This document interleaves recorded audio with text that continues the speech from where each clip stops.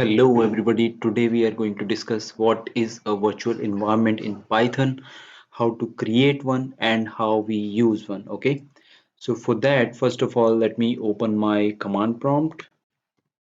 So I have opened my command prompt, and what I can do that first of all, let us say that I want to create a virtual environment. So let me, the command to create a virtual environment is python m.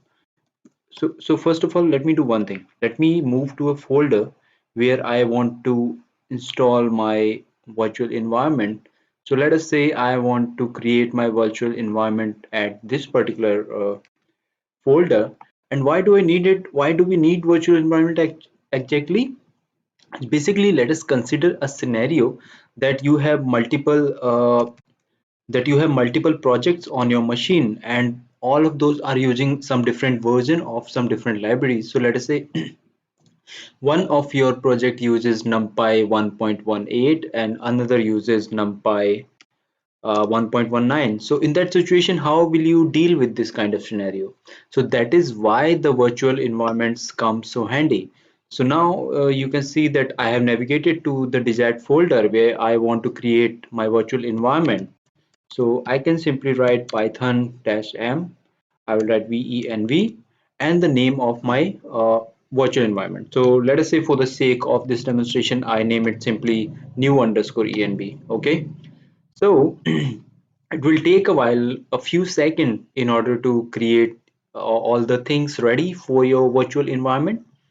So let me see, and you can see that it has created a folder for me which has certain libraries, certain scripts, and a few files, activate, Python, and you can also see your python.exe here.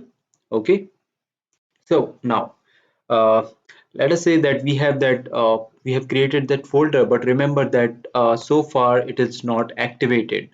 In order to activate the same, what you will have to do that you need to navigate to the folder which has just created. So you can say cd underscore new underscore env, the name whatever you have created. Okay, so I'm inside now, and you if you have seen that we were having a scripts folder here. So I will navigate to scripts. So let me show you that. So you can see that in this new underscore env, I have scripts, and there is an activate.bat. You can see that we have this activate.bat here. So I will write activate.bat. So, okay. So, okay, I typed it incorrectly, activate.bat. And now you can see here that it is showing me new underscore env. So as of now, if I want to show you what is here in my directory, then these are the contents of this particular directory. Okay, and now we have our environment ready, and we are using this environment.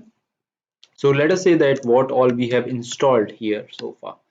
So you can see that it is you so far what we have installed here by default is pip, so that we can install the new libraries and the setup tools. Okay, so setup tools, you may know that it is useful in creating the setup of your projects or your projects. Yeah. So let us say that I want to install a numpy here. So let me copy this command pip install, and I'm using this particular version here. So let us say, okay, I think I did not copy it.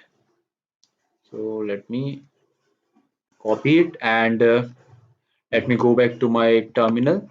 And if I click it, then you can see that I am installing my NumPy where the version is 1.19.3. So this is being installed in my this particular environment, not on my global environment. Okay. And so let us get it installed, and so let it get installed. Then I will also display how we can deactivate a particular environment. Okay, so now if I show you pip list, then you can see here that I have my numpy installed here. Okay, and you might now wonder that how we can deactivate an environment. Then you can simply write deactivate, and it is deactivated. Okay, so now if I show you that, so now you can see that now I'm out of my virtual environment and I'm into my global Python installation.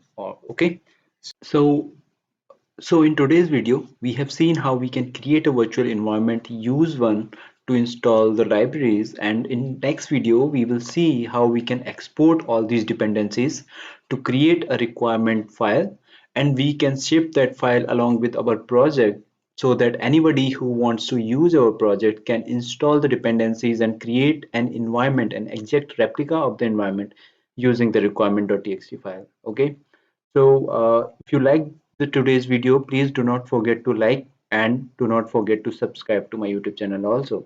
So I will see you in the next video. Thanks for watching.